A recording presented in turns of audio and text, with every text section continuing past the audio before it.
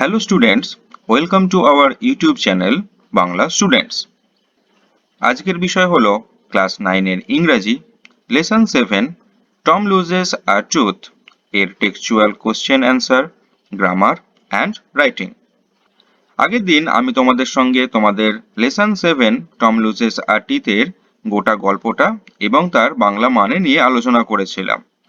আজকে তোমাদের সঙ্গে এর টেক্সচুয়াল কোশ্চেন, এর গ্রামার এবং রাইটিং নিয়ে আলোচনা করব। চলো তবে আজকের ভিডিও শুরু করা যাক।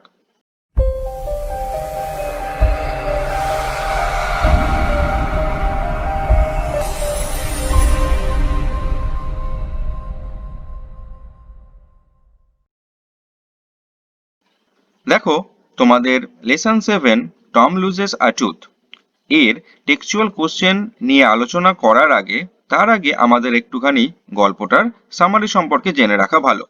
তাহলে আমাদেরই সুবিধা হবে প্রশ্নের উত্তরগুলো করবার সময়। দেখো, এখানে গল্পতে একটু ছোট করে বলে দিচ্ছি কি কি বলা ছিল। টম একটি বালক ছিল। তার বেশ শিশুসুলভ এবং সরল দুষ্টুমির গল্প এখানে তোমাদের বলে দেওয়া রয়েছে। ছোট ছোট ছেলেমেয়েরা সাধারণত স্কুলের বিরুদ্ধে থাকে। সাধারণত তারা একটা বিরূপতা পোষণ করে। স্কুল হলো তাদের কাছে এক ধরনের কারাগার, কারণ সেখানে তারা পুরস্কার ও ভালোবাসার চেয়ে অনেক বেশি করে পায় শাস্তি এবং বন্দিশালা। এখানে ছোট ছেলে টমের কাণ্ডকারখানা এবং চিন্তা ভাবনার যে প্রাণখোলা হাসির উৎস, সেই নিয়েই গল্পটা আলোচনা করা হয়েছে। প্রথম কি বলা ছিল, ঘুম থেকে উঠে টমের প্রথমই চিন্তা হলো কি করে আজকে স্কুল ফাঁকি দেওয়া যায়। সাধারণত বড়রা ছোটদের থেকে এই ধরনের ইচ্ছাকে কোনো গুরুত্বই দেন না। তারা ভাবেন স্কুলে না গেলে ছেলেমেয়েরা উচ্ছন্নে যাবে। তাই উদ্দেশ্য পূরণের জন্য টমকে আরো কোনো গুরুত্বপূর্ণ কারণ খুঁজে বের করতে হবে। সে কোনো রোগ বা অসুস্থতা খুঁজতে শুরু করলো। শুরুতে সে পেটের সমস্যার কথা ভাবলো, কিন্তু ওটা খুব একটা গুরুত্বপূর্ণ সমস্যা নয়। তারপরে সে তার নড়বড়ে দাঁতের ব্যাপারে ভাবা শুরু করলো। এই পরিকল্পনাটাও তাকে বাতিল করতে হলো, কারণ সে জানতো যে পলি কাকিমা যদি জানতে পারে তাহলে তার দাঁত তুলে ফেলবেন। তাই সে এমন একটা ভান করতে শুরু করলো যেন তার পায়ের বুড়ো আঙুলে ব্যথা হয়েছে। এই বলে সে গোঁগাতে শুরু করলো। অবশেষে সেই গোঁগানির আওয়াজ তার কাকিমাকে ওপরের তলায় টেনে নিয়ে এলো। তার পায়ের ক্ষতর কোনো গুরুত্বই তিনি দিলেন না। তখন টম তাকে তার দাঁতের ব্যাপারটি বলল। তৎক্ষণাৎ তিনি এই সমস্যা সমাধানের জন্য তার নড়বড়ে দাঁতটি তুলে ফেলার চেষ্টা করলেন। ততক্ষণে সমস্ত ব্যাপারটাই টমের হাতের বাইরে চলে গেছে। এমনকি সত্যি কথা স্বীকার করেও সে নিজেকে কাকিমার কবল থেকে মুক্ত করতে পারল না। শেষ পর্যন্ত সে তার একটি দাঁত হারালো। ওপরের পাটিতে একটি শূন্যস্থান তৈরি হলো। এইভাবে এই মজাদার গল্পের পর্ব শেষ হলো।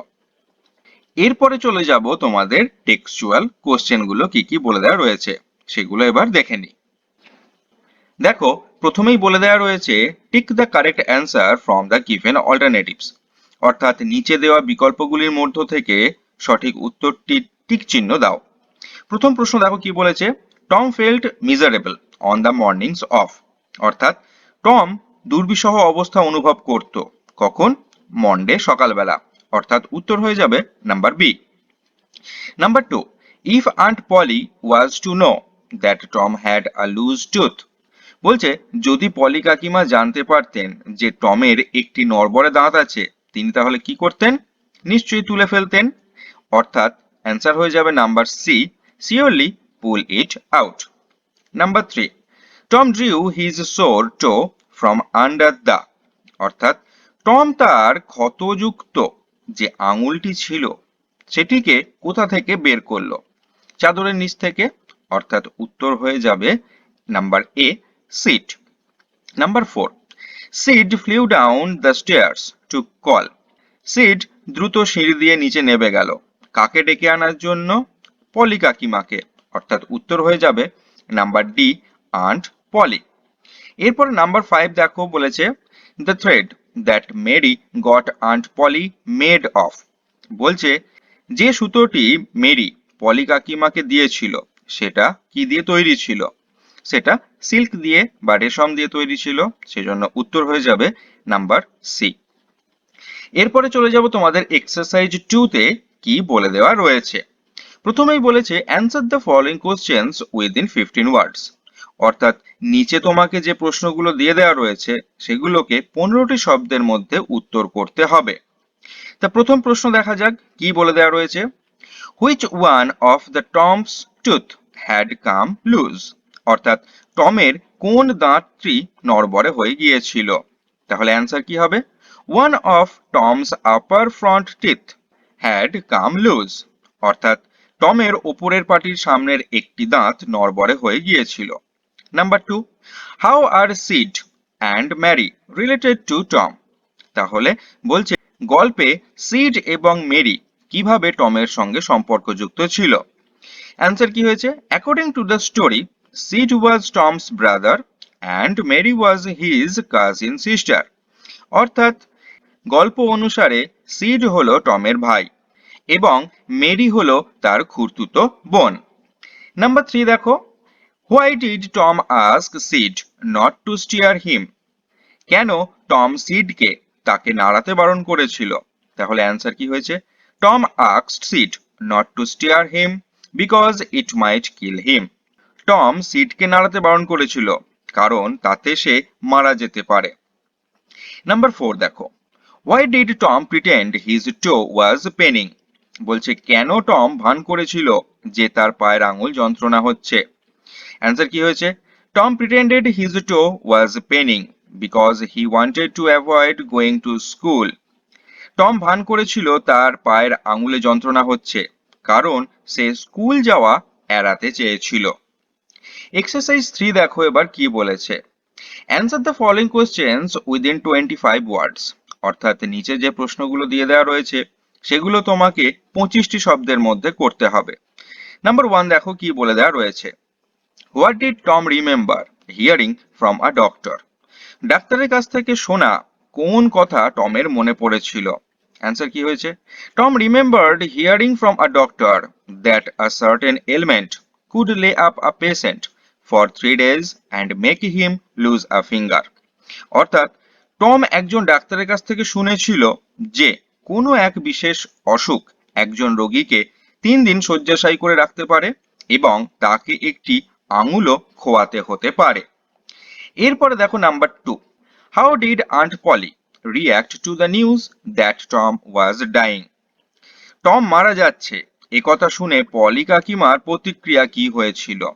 অ্যান্সার কি হয়েছে দেখো, hearing the news that Tom was dying Aunt Polly initially became very anxious, অর্থাৎ টম মারা যাচ্ছে এই কথা শুনে আন্ট পলি প্রথম প্রথম বেশ উদ্বিগ্ন হয়ে উঠেছিলেন। হার ফেস গ্রিউ পেল অ্যান্ড হার লিপস ট্রেম্বেলড, তার মুখ ফ্যাকাশে বা বিবর্ণ হয়ে গিয়েছিল এবং তার ঠোঁট দুটো কাঁপছিল। তারপর নাম্বার 3 দেখো, how was Tom's loose tooth taken out, অর্থাৎ টমের যে নড়বড়ে দাঁতটি ছিল সেটি কিভাবে তোলা হয়েছিল। অ্যান্সার দেখো কি হয়েছে। Aunt poly fastened one end of the silk thread to Tom's tooth and the other end to the bedpost and pulled the loose tooth out, অর্থাৎ পলি আন্টি একটি সিল্কের সুতো নিয়ে এক প্রান্ত টমের দাঁতে বাঁধলেন আর একটি প্রান্ত বাঁধলেন খাটের পায়ে এবং টেনে দাঁতটি তুলে দিলেন। এরপরে দেখো তোমাদের গ্রামার ইন ইউজে কি কি বলে দেওয়া রয়েছে। প্রথম বলেছে read the following sets of sentences. Set 1 এ বলেছে Tom is dying, number B তে বলেছে টম গ্রোন্ড লাউডার, সেট 2 তে বলেছে is Tom dying, number B তে বলেছে ডিড টম গ্রোন লাউডার। এবার দেখো কি বলে দেওয়া রয়েছে। In shed 1 both the sentences are assertive sentences. In set 2 both the sentences are interrogative sentences. অর্থাৎ সেট 1 এ যে দুটো বাক্য আমরা দেখে এলাম সেই বাক্য দুটো হচ্ছে অ্যাসার্টিভ সেন্টেন্স বা সাধারণ বর্ণনাধর্মী বাক্য, এবং সেট 2 তে যে দুটো বাক্য দেখে এলাম সেটা হলো ইন্টারোগেটিভ সেন্টেন্স বা প্রশ্নবোধক বাক্য। এবার দেখো কি বলেছে। Assertive sentences are transformed into interrogative sentences by placing the auxiliary verb before the subject and the main verb immediately after the subject, অর্থাৎ সাধারণ বর্ণনামূলক বাক্যকে প্রশ্নবোধক বাক্যে পরিণত করা যায় সাবজেক্টের ঠিক আগে সাহায্যকারী যে ভার্ব থাকবে সেটিকে বসিয়ে এবং মূল ভার্বটি সাবজেক্টের ঠিক পরেই বসিয়ে। এরপরে বলেছে assertive sentences that do not have an auxiliary verb are transformed into interrogative sentences by providing an auxiliary according to the sense of the sentences। অর্থাৎ যে সমস্ত সাধারণ বর্ণনামূলক বাক্যে কোনো সাহায্যকারী ভার্ব থাকে না সেগুলিকে প্রশ্নবোধক বাক্যে পরিণত করা হয় বাক্যের অর্থ অনুসারে কোনো সাহায্যকারী ভার্ব যোগ করে। এরপরে সেট 3 তে বলেছে Tom what a shock you gave me. Number B Tom said please auntie don't pull it out. Set 4 এ বলেছে Tom you gave me a great shock. তারপরে সেকেন্ড সেন্টেন্স বলেছে Tom requested his aunt not to pull it out. In the sentences of set 3, the first sentence is exclamatory and the second sentence is imperative. Set 3 তে তোমাদের প্রথম যে সেন্টেন্সটি দেওয়া রয়েছে সেটা হলো এক্সক্ল্যামেটরি বা বিস্ময়সূচক বাক্য এবং পরবর্তী যে সেন্টেন্সটা দেওয়া রয়েছে সেটা হলো ইম্পারেটিভ বা নির্দেশমূলক বাক্য এবং সেট 4 এ যে দুটো সেন্টেন্স দিয়ে দেওয়া রয়েছে সেই দুটোই হলো অ্যাসার্টিভ। অর্থাৎ এখান থেকে কি বুঝতে পারলাম exclamatory sentences are transformed into assertive sentences by decreasing the emotional content of the sentences and removing the exclamatory mark to give the sentences the form of a statement। অর্থাৎ বিস্ময়সূচক বাক্যকে সাধারণ বর্ণনামূলক বাক্যে পরিবর্তিত করা হয় বাক্যের আবেগধর্মী উপাদানকে কমিয়ে এবং বিস্ময়সূচক চিহ্ন বাদ দিয়ে যাতে বাক্যটি বিবৃতিমূলক গঠন দেওয়া যায়। এরপরে দেখো সেট 5 এ তোমাদের কি বলে দেওয়া রয়েছে he wished that he was sick. Tom you will not die. আর সেট 6 এ দুটো সেন্টেন্স কি কি বলেছে he wished that he was not well. Number B বলেছে Tom you will remain alive. এবার দেখো বলা রয়েছে in the set 5 the first sentence is an affirmative sentence and the second sentence is a negative sentence।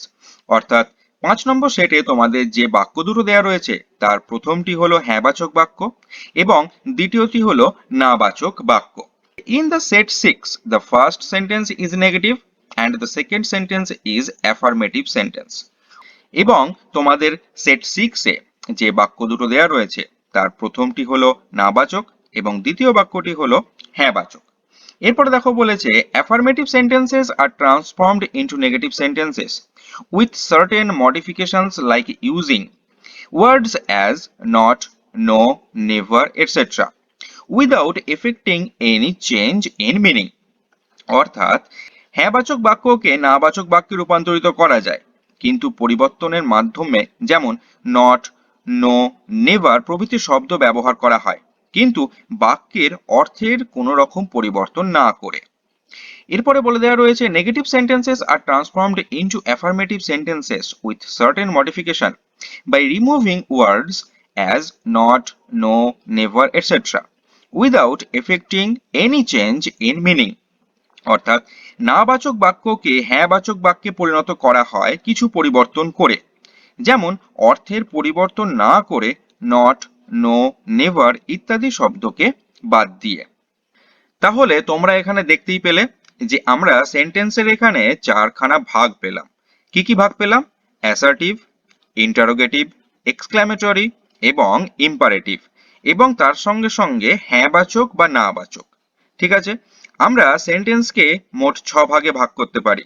এই যে চারটে ভাগ তোমরা পেলে অ্যাসার্টিভ ইন্টারোগেটিভ এক্সক্ল্যামেটরি এবং ইম্পারেটিভ এগুলো ছাড়াও আরো বাকি দুটো কি কি রয়েছে কেউ যদি জেনে থাকো আমাকে কমেন্ট সেকশনে জানাও এবং কেউ যদি না জেনে থাকো চিন্তা করার কোনো কারণ নেই আমি পরবর্তীকালে তোমাদের গ্রামারের ভিডিও যেমন আমি স্টার্ট করেছি সেই গ্রামারের ভিডিওর মধ্যে আমি সেন্টেন্স কত রকমের এবং কি এবং সেগুলোকে কিভাবে পরিবর্তন করতে হয় সেই ভিডিও নিয়ে খুব তাড়াতাড়ি তোমাদের কাছে হাজির হয়ে যাব। এরপরে চলে যায় তোমাদের এক্সারসাইজ 4 দেখো কি বলে দেওয়া রয়েছে বলেছে ডু অ্যাজ ডিরেক্টেড নিচে যেরকম বলা রয়েছে সেরকম করেই তোমাদের করতে হবে। তো এবার দেখে নি এর উত্তরগুলো কি কি হবে। দেখো প্রথম বলেছে রফিক ওয়াজ রানিং ফাস্ট বলেছে change into an interrogative sentence, অর্থাৎ প্রশ্নবোধক বাক্যে নিয়ে যেতে হবে। এটা অ্যাসার্টিভে রয়েছে, প্রশ্নবোধকে নিয়ে যেতে হবে। কি করা হয়েছে? Was not Rafiq running fast বলে জিজ্ঞাসা চিহ্ন দেওয়া হয়েছে। Number B, the boy would never forget the exciting incident. এটা নেগেটিভে আছে এবং করতে হবে অ্যাফার্মেটিভে। কি করতে পারি? The boy would always remember the exciting incident. তারপর নাম্বার সি দেখো, we had a wonderful time last evening. এটা অ্যাসার্টিভে আছে, করতে হবে এক্সক্ল্যামেটরিতে। দেখো এটাকে দুভাবে আমরা করতে পারি। What a wonderful time we had last evening, এক নম্বর। আর দু নম্বর কি করতে পারি? What a wonderful time we spent last evening. Number D, he loves to play football. Change into an interrogative sentence, এটাকে প্রশ্নবোধক বাক্যে করতে হবে। Does he not love to play football? Number E, Rina tried all her plans. Change into a negative sentence, এটাকে নাবাচকে করতে হবে। এটাকে দুভাবে করতে পারি। কি কি?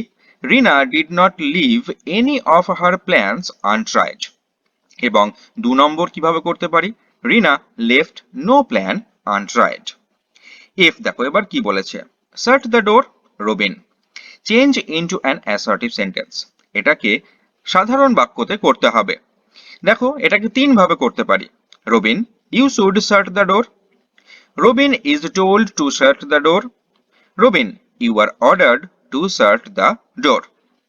এরপরে চলে যাব তোমাদের এক্সারসাইজ 5-এ।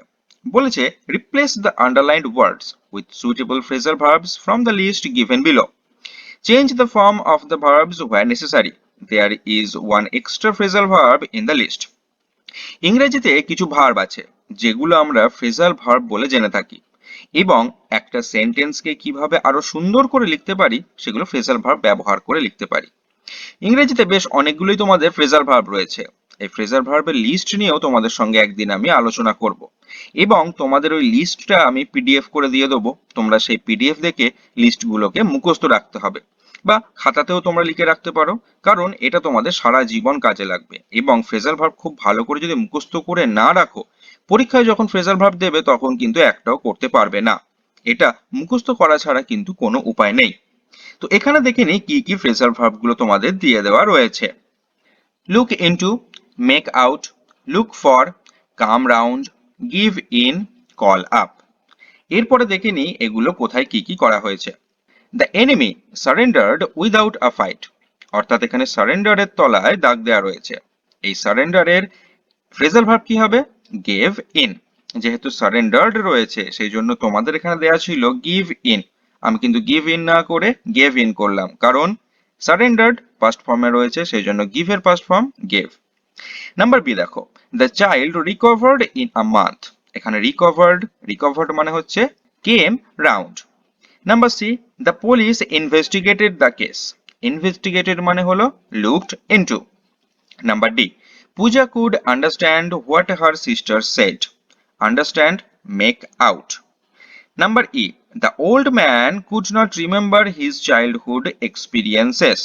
তাহলে এখানে call up, remember মানে call up. এরপরে চলে যাব তোমাদের রাইটিং সেকশনে কি বলে দেওয়া রয়েছে। দেখো এখানে তোমাদের বলেছে write a report within 100 words for an English daily using the given information, অর্থাৎ নিচের তথ্যগুলিকে ব্যবহার করে কোনো একটি ইংরেজি দৈনিকের জন্য 100টি শব্দের মধ্যে একটি প্রতিবেদন লেখো, অর্থাৎ তোমাদের রিপোর্ট রাইটিং। তা দেখো কি কি বলে দেওয়া রয়েছে। Incident, severe cyclone 80 kilometre per hour, অর্থাৎ ভয়ঙ্কর একটা সাইক্লোন ঝড়, ঘন্টায় 80 কিলোমিটার তার বেগ। ডেট 11th জুন 2013, তারিখ 11ই জুন 2013। টাইম 6:45 PM, সময় হচ্ছে সন্ধ্যা 6:45। Place coastal areas of West Bengal, স্থান পশ্চিমবঙ্গের উপকূলবর্তী এলাকা। কজ ডিপ্রেশন ইন দ্য বে অফ বেঙ্গল, কারণ বঙ্গোপসাগরে নিম্নচাপ। Result 60 people died, many homeless, train services disrupted. ফলাফল 60 জন লোক মৃত, অনেক গৃহহীন, ট্রেন চলাচল ব্যাহত। Relief, state government provided immediate relief. ত্রাণ, রাজ্য সরকার তৎক্ষণাৎ ত্রাণ দিয়েছে। এরপরে দেখো তোমাদের এখানে রিপোর্টটা কিভাবে তোমরা লিখবে সেটা বলে দেওয়া রয়েছে। প্রথমেই তোমাদের একটা টাইটেল দিতে হবে। কি বলে দেওয়া রয়েছে? Cyclone hits coastal West Bengal.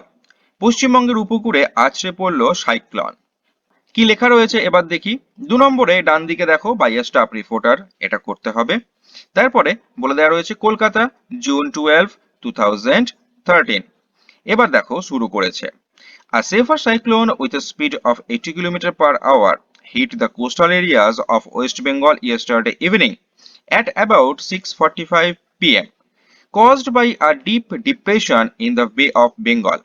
The cyclone ripped through the state, resulting in huge damage to life and property. অর্থাৎ এক ভয়ঙ্কর সাইক্লোন বা ঘূর্ণিঝড় ঘন্টায় 80 কিলোমিটার বেগে গতকাল সন্ধ্যা 6:45 নাগাদ পশ্চিমবঙ্গের উপকূলবর্তী এলাকায় আছড়ে পড়ে।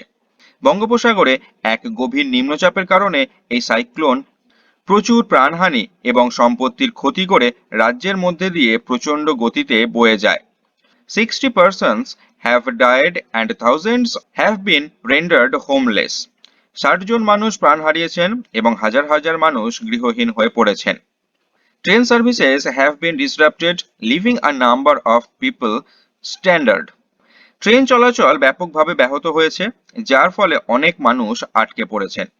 The state government has taken immediate steps to provide relief the victims. ক্ষতিগ্রস্তদের ত্রাণ বিলির জন্য রাজ্য সরকার দ্রুত পদক্ষেপ নিয়েছেন। More than 5,000 people have been evacuated to temporary relief centers. 5,000-এরও বেশি মানুষকে অস্থায়ী ত্রাণ শিবিরে স্থানান্তরিত করা হয়েছে। The chief minister has reviewed the situation and assured the people of all help. মুখ্যমন্ত্রী অবস্থা পর্যালোচনা করে সাধারণ মানুষকে সমস্ত ধরনের সাহায্যের আশ্বাস দিয়েছেন। এরপরে দেখো কি তোমাদের বলে দেওয়া রয়েছে। Note that in writing a newspaper report the following points must be kept in mind. বলছে সংবাদপত্র প্রতিবেদন লিখবার জন্য নিচে যে সমস্ত বিষয়গুলি তোমাদের দিয়ে দেওয়া রয়েছে সেগুলো অবশ্যই মেনে চলতে হবে। কি কি দেখো, there must be a heading, অবশ্যই একটা শিরোনাম থাকতে হবে। Write by a staff reporter either at the top right hand corner below the heading or at the right hand corner below the report. অবশ্যই বাই আ স্টাফ রিপোর্টার কথাটা লিখতে হবে, হয় শিরোনামের নিচে উপরের ডান দিকে অথবা প্রতিবেদন যেখানে শেষ হবে তার ডান দিকে। Place and date must be mentioned, স্থান এবং তারিখ অবশ্যই উল্লেখ করতে হবে। In newspaper reporting, past and present form of verbs are generally used. সাধারণত ভার্বের বর্তমান বা অতীত রূপ ব্যবহার করা হয় একটা নিউজপেপার রিপোর্টিং লেখার জন্য। এছাড়াও আরেকটা কি বলে দেওয়া রয়েছে, according to the sense of the sentences the use of voice and tenses may vary. বলছে বাক্যের অর্থ অনুসারে ভয়েস এবং টেন্সের ব্যবহারের অদল বদল হতে পারে। এরপরে তোমাদের এক্সারসাইজ 6 দেখো কি বলে দেওয়া রয়েছে। Write a newspaper report on a road accident within 100 words. Use the following hints. দেখো বলেছে 100টি শব্দের মধ্যে একটি পথ দুর্ঘটনার ওপর এই খবর কাগজে একটি প্রতিবেদন লেখো।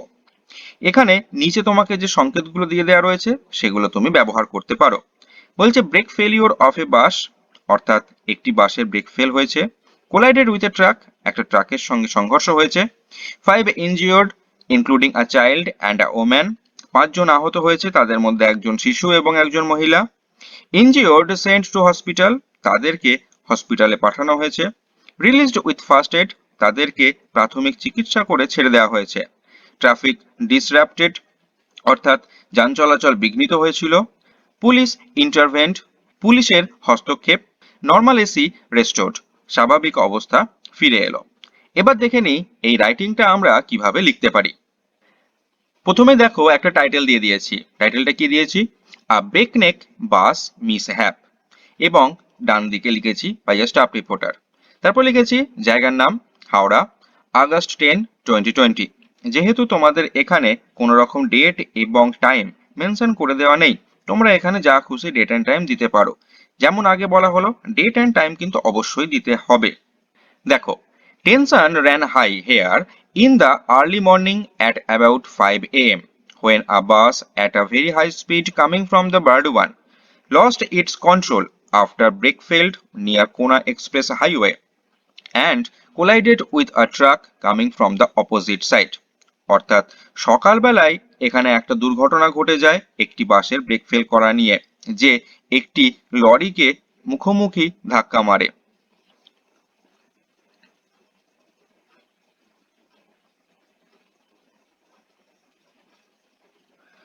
Hello hello hello hello hello hello hello আজ ভোরবেলা 5টা নাগাদ একটি বাস ব্রেক ফেল করে একটি লরিকে ধাক্কা মারায় কোনা এক্সপ্রেস হাইওয়ের কাছে ব্যাপক উত্তেজনার সৃষ্টি হয়, যেটি বর্ধমানের দিক থেকে খুব উচ্চ গতিতে আসছিল এবং তার নিয়ন্ত্রণ হারিয়ে ফেলে। 5 people including a child and a woman were injured. 5 জন মানুষ, একজন শিশু এবং একজন মহিলা সহ এখানে আহত হয়েছেন। Local people rushed them to a nearby hospital and they were released with first aid. সেখানকার সাধারণ মানুষজন তাদেরকে কাছাকাছি হসপিটালে নিয়ে যায় এবং তাদেরকে প্রাথমিক চিকিৎসা করে ছেড়ে দেওয়া হয়। No casualties have been reported so far. হতাহতের কোনো খবর পাওয়া যায়নি। Traffic was disrupted by the irate mob. উত্তেজিত জনতা যান চলাচলে ব্যাহত ঘটায়। However, normalcy was restored after police intervention. যাই হোক, পুলিশি হস্তক্ষেপে স্বাভাবিক অবস্থা ফিরে আসে। Both the drivers escaped and none of them could be arrested so far. দুজনই ড্রাইভার পালিয়ে যায় এবং কাউকেই এখনো পর্যন্ত গ্রেফতার করা যায়নি। তোমাদের এইটুকুই ছিল আজকের টম লুজেস আ টিথ এর গোটা এক্সারসাইজ এবং রাইটিং।